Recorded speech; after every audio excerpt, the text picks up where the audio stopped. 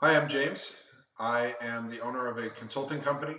I rate Streamyard 5 out of 5 stars. For more reviews like this, click the link below.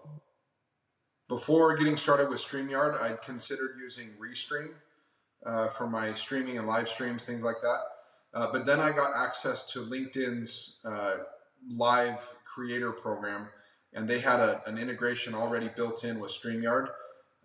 And so I checked Streamyard out, and it ended up being a lot better for what I was looking for.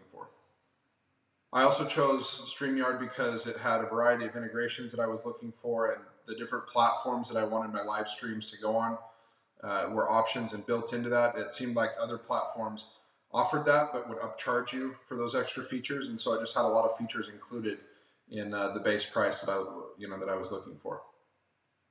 Getting set up on StreamYard actually was a little bit more complicated than I thought it would be.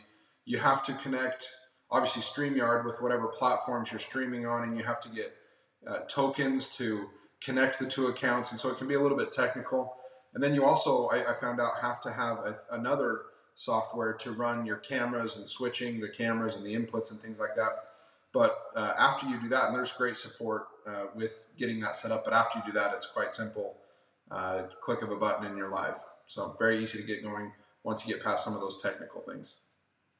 My advice for anyone considering a tool like StreamYard would be first to take a look at where you want your streams to end up on.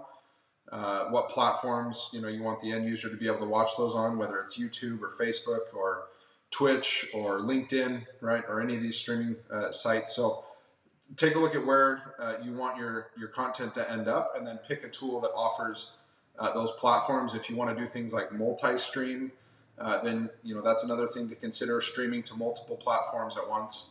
And then of course you need to consider the cost that you're willing to pay. They all vary and have different features included. So those would be the things that I would consider if you're looking to get started with something like StreamYard.